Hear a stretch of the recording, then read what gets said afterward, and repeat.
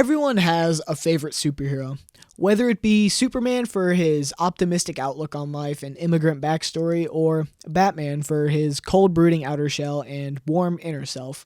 Or it could be someone like Daredevil because he's really cool and he's blind and he's a ninja. Superheroes are an almost universal concept now, with countless movies, comics, and TV shows throughout the years. And Spider-Man is no different. Spider-Man is a character that means a lot of different things to a lot of different people, myself included. He's the everyman superhero, as the late and great Stan Lee once put it. Spider-Man is just a normal guy who has normal guy problems. He was bullied, he struggles romantically, and he struggles to pay rent, all while being a superhero. Where Superman would be fighting a giant space monster, Spider-Man would have to deal with his final being due the same night that Electro escapes prison. Relatability is the draw factor to the character. That's why there's been so many movies, games, shows, and whatnot, all of varying quality throughout the years. The character has always been popular in video games, as I mentioned, and I've played a lot of Spider-Man games in my life. But there's this vivid memory I have about 7 years ago.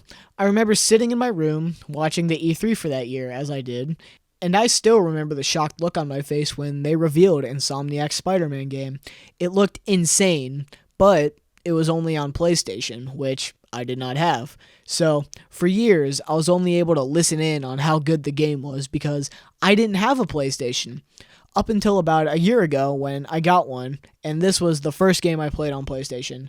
I put countless hours into it, and it's a game that I really like, but it's also a game that I have a lot to say about, but I've never had the appropriate manner to express it because this game is really popular on social media like Twitter and TikTok. It's up there with Red Dead 2 on the list of I see people consider this game to be flawless. It's a very small list, but it's those two games. And it's only recently that I've started to see people criticize the game, but when people have started to criticize the game for the wrong reason, I feel like I want to come in and actually state my 2 cents so I don't get crowded in with those people who just don't like the game because they think the costumes are bad. Because I think this game is good, spectacular even, but this game has some glaring flaws that I feel like are overlooked in many discussions of the game. Things like the repetitive combat, the messy story, and the horrible stealth are often overlooked in favor of talking about the excellent world, performances, graphics, and the understandings of the characters that it uses for the most part. All those are essential in talking about the game because they're such vital aspects of the game, but I feel like people use these to overlook any criticism because how could you say anything bad about this game? It has really good acting, or Manhattan is really nice and the swinging is really fun. So, I figured I would make a video talking about Spider-Man since the second one is about a week away from when I'm filming this. But before I get into this video, I just want to preface this video with a few things. Firstly, I'm going to be spoiling the whole thing as I intend to cover the entire story, so this will be your one and only spoiler warning. Second, I really do enjoy this game. Like I said, I think it's spectacular, pun intended. So, any criticism that I have comes from a place of endearment, so you can leave a comment saying I hate the game, but I really don't. And lastly, this video will be segmented into chapters, so if there's a part you want to skip, like the story, I'll leave timestamps in the description. So, where better to start than, well, the start of the game. The game opens up with a panning shot of Peter's room, and in this short scene, before we even see the man himself wake up, we see everything we need to know about this version of Peter. We see the pictures of his family and friends right next to the police scanner, and even further down in the room, we see a notebook filled with designs for new spider tech and trash from old takeout. We can already tell that Insomniac understands the character of Spider-Man based solely on this scene. It's obvious that Peter's personal life has been consumed with being Spider-Man, as the memories of just Peter being a normal person have faded into the more messy desk and by extension his room, just filled with trash and Spider-Man stuff. I would go as far as to say that this introduction is perfect, as we see everything we need to know about this interpretation of Spider-Man solely based on the first 30 seconds. He's down on his luck, like Peter Parker normally is. His apartment's a mess, because being Peter must always suffer at the cost of being Spider-Man. This is further amplified as when he's about to leave, he is met with a dilemma that is all too common for the character. As he looks down at his door, a rent bill that is past due is slid under his door, and he stops to debate for just a second whether his personal life, his housing, should suffer at the cost of being Spider-Man. But ultimately, he chooses just being Spider-Man because with great power comes great responsibility. This is a classic dilemma for the character. Insomniac understands this version of Peter. He's relatable, not for his abilities, but for the way that he deals with these problems. The dichotomy of a normal person and their superpowered counterpart is not exclusive to Spider-Man or even superheroes in general. Recently, I watched Neon Genesis Evangelion for the first time, and I believe that a good contrast from Spider-Man would be Shinji. Shinji is presented with, at first, a similar situation. He didn't ask for the life that he ended up with, but if you've seen the show, he goes down an entirely different path compared to Spider-Man. Both characters were given similar predicaments, but are relatable in completely different ways. Shinji wants to be a people pleaser, but he wants to not exist at the same time because the life he lives causes pain.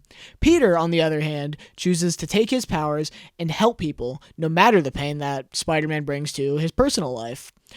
Living an extraordinary life causes Shinji to become an existential loser and eventually cause the third impact, while Peter becomes stronger than he ever was, mentally and physically. That's an extreme oversimplification, but my point is that getting to live out superheroic adventures is not actually going to solve anything in your ordinary life. And that fact, that ability to not change your personal life despite you having superheroic abilities, gives these characters relatability that you just can't get from other characters, and Peter being grounded to this mindset in the game helps to give the player a good starting point, despite the game being a clearly older Peter in, as stated, his 8th year of being Spider-Man. The reason that he's in such a rush to get going is because today is the day. This is the day that the police are going to seize Fisk Tower and capture Kingpin. So he jumps out the window and we get to start playing the game. The entire introduction to this game is great. The first hour or so, it's perfect. We learn everything we need to know about everyone and everything in a short span of time. We learn that the cops are dirty, Captain Watanabe exists, that other Marvel characters even exist in this world, and how Spider-Man fits into everything. This intro also naturally serves as the catalyst for the rest of the game. I know that sounds basic. This easily could have just happened off screen and we could have just been told what happened, but the fact that we get to play it, it allows the player to actually see the effects of taking Fisk out of the picture and how now there's room for a new crime boss. And almost immediately after we capture Fisk and we set up some side content, we're told to go to work. Where does Peter work? Well, he works with Otto Octavius, and it's immediately clear what this game is going to do.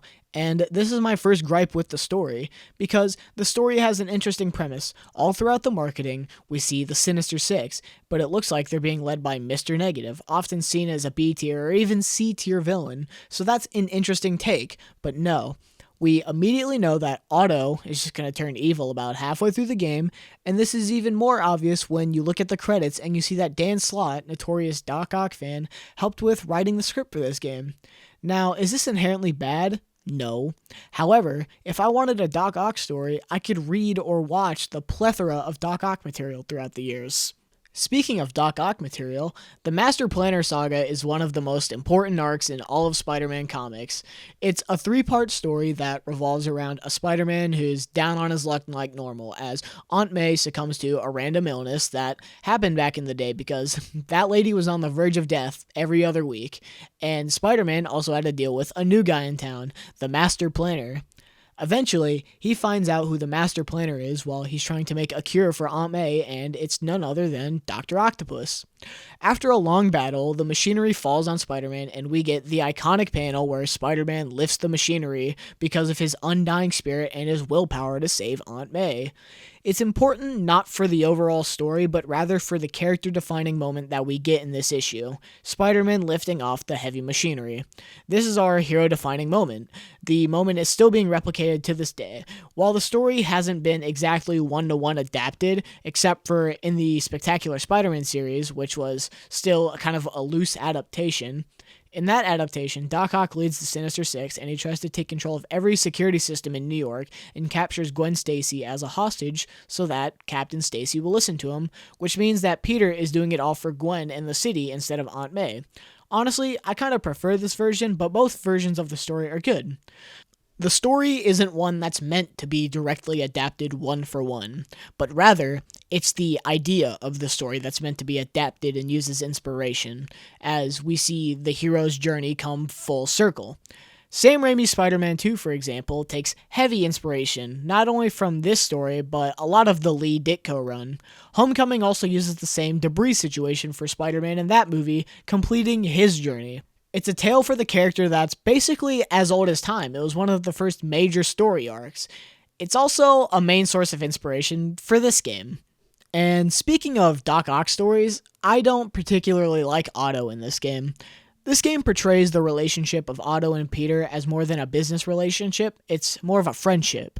But it's all undermined the second that Otto figures out that Peter is Spider-Man. He tries to convince Peter that he thinks that Spider-Man is simply just his partner and that Peter makes the gadgets and the suits. But it's obvious what's going to happen, which would be fine if there wasn't a bunch of other villains we need to establish, because remember, we still need the Sinister Six. At this point, we haven't even established who the demons are or what their motives are yet, but we know that Otto is just going to be behind everything in the end. Speaking of the demons, they're probably the best part of this game, or at least my favorite. Their goal is pretty simple. Martin Lee wants to get back at Osborn and Oscorp for what they did to him, so him and the demons commit acts of terrorism. One such act was killing Officer Jefferson Davis during a bombing at a rally where he is being rewarded for helping save the city alongside Spider-Man. If that name sounds familiar, it's because it's Miles Morales' father. So, within the first act alone, the game has decided to set up the demons, their motivations, what Devil's Breath is, Otto's eventual turn to the dark side, establishing some of the other rogues, Harry Osborn being gone, which will come in later, and Miles Morales and his eventual turn to being Spider-Man. The plot for this game is crammed full of a lot of things, and I feel like they get pushed to the side whenever something else needs to take its place. Similar to a messy Spider-Man movie like Spider-Man 3 or The Amazing Spider-Man 2. Granted, the game can afford to do that because of its somewhat longer runtime, but even the 20 or so hours it takes to beat the game, it still feels like they're just shoving stuff in because there's even more that the second act is going to introduce. Following the end of the first act, the game introduces Silver Sable and her goons as another eventual enemy faction because that's what the game needed more of. And in the main game, she serves as nothing more than a hindrance for the player, with her and her group of mercenaries acting as friendlies at first as they're working with the police. But in reality, they're solely there to complete their job of trying to defeat the demons as they were hired as a bodyguard for Norman Osborn. Silver Sable as a character isn't even really worked upon. She acts as more or less a speaker for what her mercenaries will do at that point in the game, and she only starts to develop any sort of character at the end of the game and see that Spider-Man isn't the bad guy. But that development gets thrown out the window in the DLC and redone again for the third expansion. I'll talk about that later. But this is also the act where we see Otto's bullshit start to emerge as Spider-Man defeats Mr. Negative, sending him to the raft and putting the Devil's Breath in police custody, which is all a part of Otto's master plan. This starts the best mission in the game, where there's an elaborate escape at Rikers Island and the raft, and you have to stop it, only for there to be a reveal of the Sinister Six, consisting of Mr. Negative, Rhino, Scorpion, Electro, Vulture, and none other than Dr. Octopus, and it's revealed to Spider-Man for the first time. And that entire mission is great, with some excellent set pieces like the Electro Chase, but what I don't like is Otto's planning, because it reminds me of how they use Palpatine in the Star Wars prequels, where he just knows when everything will happen because, it's part of his master plan. But that's just me on my Otto Octavius hate train. But I feel like the game does rely a little too much on this Otto Octavius has a master plan and everything that you do and that everyone does is a part of his master plan to do everything. But back to what I was saying. The Six get away and nearly kill Spider-Man in the process, and Otto releases the Devil's Breath that he stole from the police onto the people of Times Square. This quickly causes the entire city to get sick, including Aunt May. Now do you see why I brought up the Master Planner Saga? The third act of this game is basically just a straight adaptation of the Master Planner Saga. We also get the definitive Spider-Man quote. After the events of last mission, Peter is taken to the hospital because he was nearly killed. He has broken bones and he needs to heal in the hospital. But he goes AWOL, and Captain Watanabe calls him, saying he can't go out because he still has 14 broken bones. And Peter replies, "That means I have 192 non-broken ones." Further amplifying that, Insomniac understands what makes Spider-Man Spider-Man, and that line is honestly just raw as fuck. The third act in this game is probably my favorite, as it's filled with the most set pieces. It's more or less a boss rush that involves Spider-Man defeating all members of the Sinister Six in like the span of a week. We get the majority of the admittedly lackluster boss fights in this section, but they are still enjoyable, with my favorite mission being the mission where you have to go to 2 police precincts, save them, and then go to Feast to save May and Miles, being one of the best in my opinion. The last 2 bosses in the game throw the most emotional weight at you, though. Martin Lee's boss fight takes you through the backstory as he sees it and allows the player to not only see his perspective, but compare it to what actually happened, as we saw that in an earlier level. This fight has a lot on the line, as it stands directly between the player and the serum that you need to cure the Devil's Breath and save May, whose health is rapidly depleting. But as you defeat him, Otto swoops in one last time and takes the serum. With nothing else to do, Peter goes back to the lab and makes an ugly-ass suit to defeat Otto once and for all. After a lengthy boss fight, you are left with a very raw and emotional performance from both actors. As I somewhat mentioned in the introduction, the acting for this game is phenomenal. The raw emotion presented in everyone's voice and face is immaculate, and it really helps to sell the story, even if I'm not the biggest fan of it. With this emotional scene coming from Otto and Peter towards the end, it's just amazing.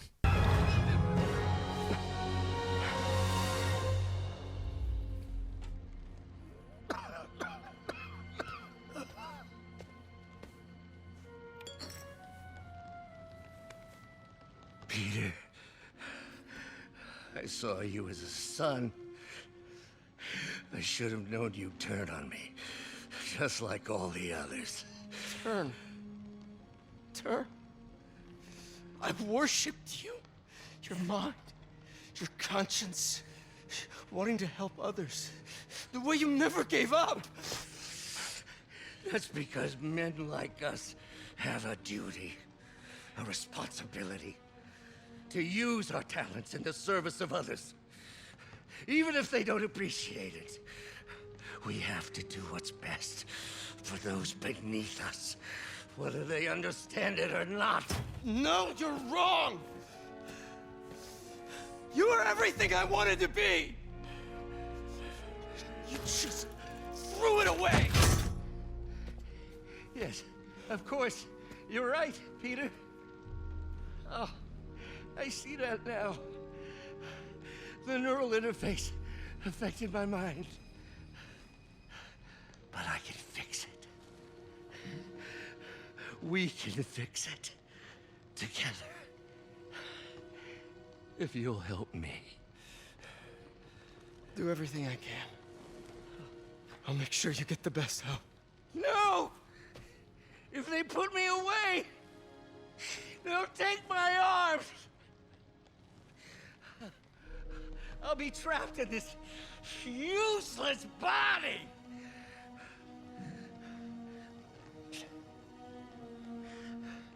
Please, Peter. That wasn't me. You said you'd never abandon me. You promised. Remember? And of course, you rest easy, knowing your secret is safe with me. You do what you think is best, Doc. It's all any of us can. Peter? Even when it hurts like hell. Peter, where are you going? Peter? Peter! However, that's not the most emotional scene that the game throws at you, though.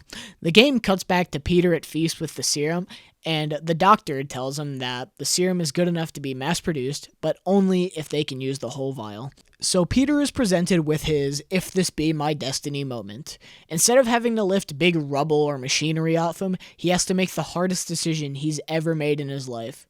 Should he use the serum to save basically his mother or the entire city? He knows the answer, but he just can't bring himself to accept it. I'll just play out the scene because it's quite frankly perfect. You're gonna be okay, ma'am. I've got the cure right here. Take off your mask.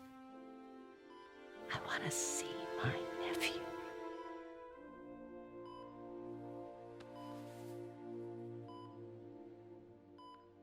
You knew? I've known for a while. I never wanted you to worry. I did. And I am so proud of you. And Ben would be too. All the people you've saved. I don't know what to do. Yes, you do.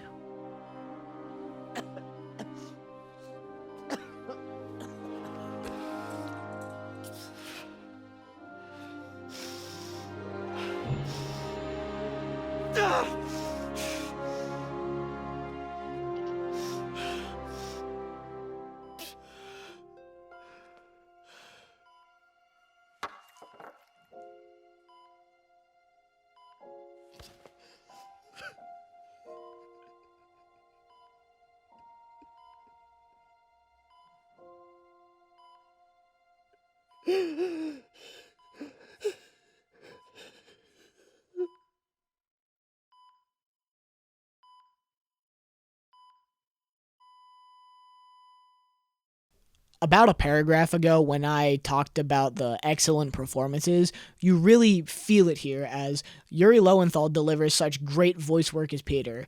You may not be that attached to May when she dies, but you feel the visceral sadness in Spider-Man's voice. These feel like real developed people, and it creates an atmosphere that I hope the sequel takes advantage of, where things are now officially changed. Aunt May is dead. That's a major status quo change. Even the comics are scared to keep that around. This moment is one of my favorite moments in any game, and I don't think it'll change anytime soon. But the end of the game isn't really the end of the game. Because this is a Marvel game, this game has two post-credit scenes. One revealing that Miles got his spider powers, because earlier in the game, he got bit by a radioactive spider that was on MJ, and it's really just there to set up Spider-Man Miles Morales. The other post-credit scene shows Harry being kept in a tank because, like I said earlier, he wasn't really in Europe, and that was just a lie. He's been kept in a tank in Oscorp, and he's very ill, and he just so happens to have the symbiote in the same tank, using his healing properties on Harry. Both the events of Miles being bitten by the spider and Harry being kept in a tank with the symbiote are clearly leading into Spider-Man 2, where all the marketing has made it look as if the symbiote will play a huge focus on the game, with both Kraven and Venom being villains.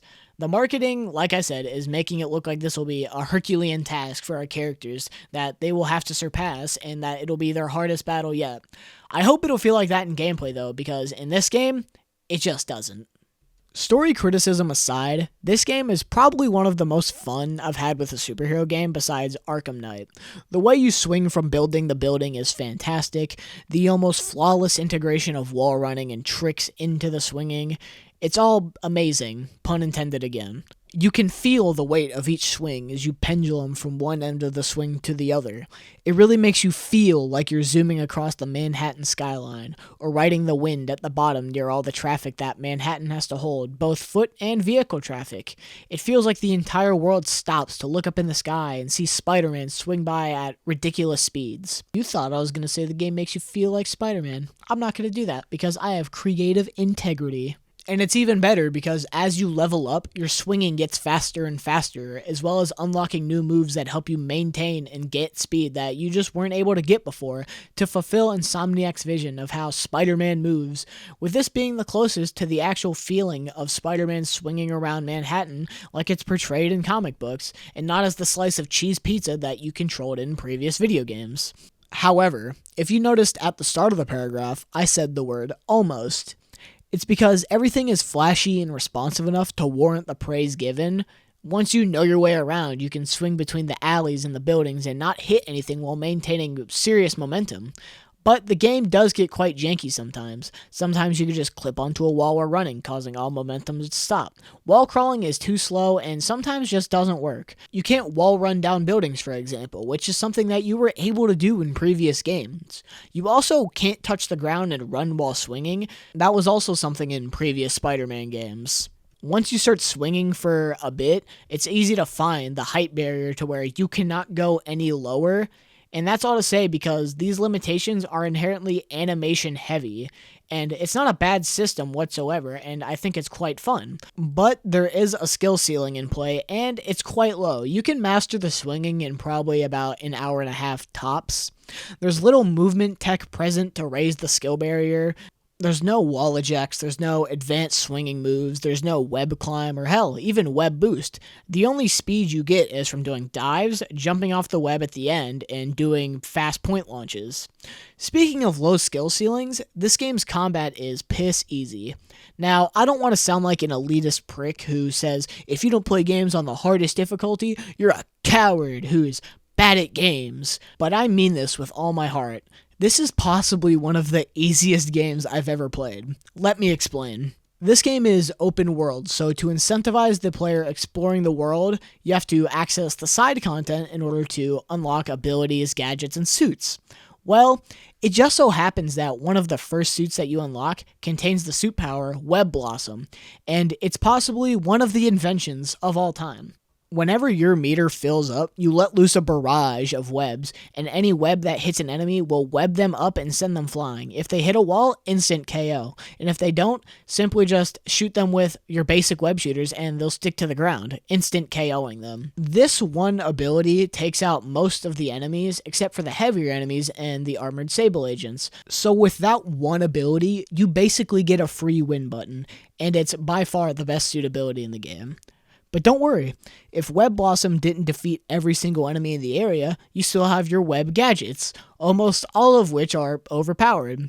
You can use Impact Web to target singular enemies, and it has the same effect as Web Blossom on that one enemy. Or if that isn't your fancy, you can use the electric webs on one guy, and anyone in the vicinity will be stunned alongside him. Or you can pair a web bomb with a concussion blast in order to do the same damn thing as Web Impact. But if you really just want an instant KO, you can just use Trip Mine on a guy, and whenever he's near a wall or an enemy, it will just knock him out. Or if you want to get fancy with it, you can use the Suspension Matrix to stop any enemies from attacking you and just leave them in the air. And when you're far enough in the skill tree, you gain focus from hitting guys in the air, making it easier to do your finishers, eliminating any sort of challenge in combat. Now, is all this inherently bad? No. Variety is always a good thing. I couldn't imagine how boring it would be if you could only shoot webs and nothing else. But my point is that the gadgets paired with Web Blossom, or half the suit abilities for that matter, trivialize the combat to a mind-numbing extent. And I had to more or less force myself to just not use these gadgets unless I really wanted a combat encounter to end fast. I feel like if the gadgets and suit powers were better tuned to assist the player instead of just being the end-all be-all of a combat encounter, it would be much better. It seems like Insomniac knew how good these gadgets were because there's a limit to them. Even when they're maxed out, I still find myself running out, but the gadgets end encounters so fast that you never see running out of them as a real threat. And to add to it, if you do a finishing move on an enemy, which you will get a lot of, especially once you get the chain finisher upgrade, allowing you to do 6 finishers, basically back to back to back. You get gadgets back again, so it's just an endless loop. Even though it can be easy, the game is so beautifully animated with an immense amount of time and effort put in the way that you hit people, it's hard to criticize on a first playthrough. But extended playtime and repeat playthroughs is where the issue comes in, because you more or less learn the cheese by the end of your first playthrough, so any other subsequent playthrough just gets significantly easier even on the hardest difficulty, which isn't exactly a criticism at the game because not everyone does multiple playthroughs, but I did, and this is my video, so I'm gonna point it out. The main issue I have with it is that I played the game on ultimate difficulty and I died about 3 times, all of which was when I was distracted by my phone. I don't die a whole lot in this game because it's so easy. The combat encounters don't provide challenge. Like I said though, the combat in this game is flashy enough to keep you satisfied and is a masterclass when compared to the stealth in this game. I think a good solution to the issue of combat making my brain feel like a PB&J after a while would be a style meter similar to Devil May Cry, or bonus objectives for keeping a combo going or doing something that isn't just webbing up everyone in 2 seconds. It's an idea that I've seen presented on forums and videos, and there's honestly no reason to not have one. Arkham Origins had one, and it was one of my favorite features, as it made me reevaluate my approach to combat and stealth in order to get the highest rank. But that's also because, at its core, both combat and stealth were very fun to engage with, and I can firmly say that the combat in this game is fun to engage with, but the stealth, on the other hand, it's not. I adore stealth games. Metal Gear, Splinter Cell, Hitman, hell, even Batman are all games that I admire for their stealth. The reactivity of the Batman AI, the creativity in Hitman, or how you can ghost entire levels in Splinter Cell, or how about just everything in Metal Gear Solid. It all caters towards the fantasy of sneaking around and sticking to the shadows. The stealth in Spider-Man is straight up devoid of anything that resembles the good parts of a stealth game. The stealth in this game is broken down into 2 parts: Spider-Man stealth and not Spider-Man stealth. The not Spider-Man stealth is quite literally just holding up on the thumbstick and getting from point A to point B. There is no stealth challenge present. The enemies are dumbed down to a point to where I can feel their drool present in the haptic feedback of the PS5 controller, and they have no peripheral vision. It may as well just be a cutscene with a little input coming from the player.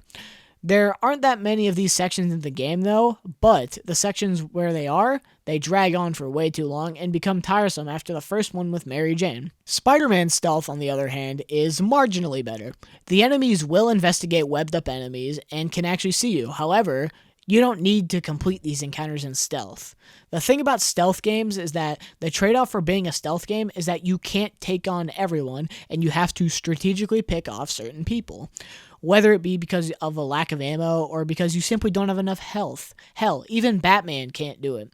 But in Spider-Man, you can just go in like a normal combat encounter and nothing changes because of the spider sense and the perfect dodges, because you can see when the enemies will shoot you. Sure, they have guns, but you can instantly KO them if you have a certain upgrade, so it might as well have just been a combat arena. That's why I criticize the combat the way I did, because the combat being so easy directly affects the stealth and makes it so the only reason you would do a stealth section in stealth would be to complete enemy hideout challenges where you need to get, say, 10 stealth takedowns. Hideouts are one of the many open world things that the game throws at you during your time with it. It's all standard fare activities that you'd see in like a Ubisoft game that incentivize you to just stop and interact with them while exploring the world. My favorites in particular being the landmarks, the backpacks, the Taskmaster challenges, and Howard and his pigeons. The reason I love all these is because they're just addictive. The backpacks, the landmarks, and the pigeons are all just stuff you snag on your way to objectives, so it never gets old, and they all contain fun little tidbits about the world, and you're just collecting pigeons for Howard. Like, did you know that this version of Peter just has the Sandman in a vial atop Avengers Tower, and he doesn't know what will happen if he opens it? Or that he already has a cure for the lizard from the first time he fought him? And similarly, the Taskmaster challenges are just fun, in a way that actually challenges the player in the ways that the main game don't. If you want the highest rank possible, you have to be fast, master the movement, and know exactly what's going on and when. They're great. Fuck Screwball, though. She can go away forever. Her challenges are like Taskmasters in the way that they're supposed to challenge you. However, instead of challenging you, the way to get the best rank is to just go where the magic point spots are and defeat enemies there, or do a trick there. There's no mastery, any skill required. I hate them. The game has other side missions that can be high-quality quests, like the Tombstone side mission, or missions where a birdwatcher finds bad guys in the park and you have to stop them. The Tombstone quest is really the only good one, and I found a lot of the other side quests to be pretty bad, besides helping Howard get his pigeons back, of course. Side content is often a make or break for open games, which too much can feel like bloat, but too little can leave the world feeling just empty. I believe that Marvel Spider-Man got it pretty much right, though. With enough content to keep you busy, but not enough to feel like bloat, it has to be an accomplishment, and it can't be understated because this is something that Spider-Man games have historically struggled with. As an example, in Spider-Man Web of Shadows, there was just thousands of these little Spider-Man tokens to grab, and all they did was just upgrade your swing speed. That's all they did, but there was thousands of them throughout the city, and it was annoying to get them all. But one such thing that this game doesn't struggle with, aside from side content, is suit selection. This game has a lot of costumes. I don't like a lot of them, but some people do, and that's what matters. Some games only have, say, 1 or 2 costumes. This game has like 60, and a lot of them are costumes that I see people running, and I think that's really good. And apparently, Spider-Man 2 is going to have even more, so that's exciting because I do enjoy the costumes, even if Insomniac sucks at making designs sometimes. But the fact that the variety is there cannot be understated because it obviously took an immense amount of time and effort to put all these costumes in the game the way that they did. Even if nobody is running this stupid skull one, who runs this? Okay, look, I know what you're thinking. Wait, you haven't talked about the DLC yet, and I have a reason for that. That's because I think that the DLC are pretty bad. The first story is about Black Cat and Peter, and I really enjoy their chemistry. However, the overarching story presented across these DLC packs aren't very interesting, as it sees Hammerhead trying to eliminate the other crime families, and it eventually turns him into this thing. What even is this, Insomniac? Don't ever do this again. If I had to do a quick ranking of the DLCs, I would place The Heist as number 1, Silver Lining number 2, and Turf Wars number 3. They all felt relatively uneventful, and Silver Sable's arc in Silver Lining is literally just a repeat of the main games. I don't have anything in particular to say about them either to warrant a whole section, so it's more of the main game with an overall worse story. If you want that, I mean, it comes with the game anyway, so play them, but sprinkled in these DLC packs, you have some sequel bait, like Yuri becoming Wraith, even though we still haven't even mentioned Gene DeWolf in these games, even like a slight mention. But other than that, I didn't particularly care for the DLCs, and I don't think anyone would miss out if they didn't exist. Overall, I believe Insomniac fumbled in some aspects of the story. The second act in particular isn't that good in my opinion. Too much is set up without enough payoff for some plot points, such as Silver Sable, and I think the over-reliance on Otto hinders what could have been an even better story in my opinion without him. Especially since the third act essentially falls into an adaptation of one of the only Doc Ock stories to be adapted outside of comics. But the aspects that are strong within the narrative are some of the best Spider-Man content out there. And despite my problems with the story and the piss-easy gameplay, I think this game is a definitive must-play for anyone who's not only a fan of the character, but for anyone who likes open-world games, since it has one of the best open worlds I've ever played in. The sheer detail in each aspect of Manhattan is unmatched by most games, alongside the sheer quality of some of the side content. It makes this game a game I love to come back to multiple times. I've even gotten the platinum for this game and Miles Morales. So again, my criticism for this game comes from a place of endearment. I love this game and I love its sequel, and so I'm excited for Spider-Man 2. So that's my 2 cents on Spider-Man. I mean, I'm not going to talk about the Miles Morales because that game's way too short for me to talk about, and the sequel comes out in less than a week, and I didn't really prepare to talk about that game. So yeah, thank you guys for watching. If you made it this far, leave a like, subscribe if you want to. I'm going to be doing a video on Spider-Man 2 after it comes out. It's going to take me a minute to play it, platinum, fucking write a script for it. So if you want to stay around for my thoughts on that, it's going to be a minute, but I also now have a second channel where I upload weekly. It's just kind of like me fucking talking into a microphone. It's kind of like low quality content, but I like making it, so I'm going to be on there for a little bit while I write these videos, these bigger videos, and I'm going to try and output more throughout the year. So yeah, thank you guys for watching, and I'll see you in the next one, true believers. I'm not leaving that in the video.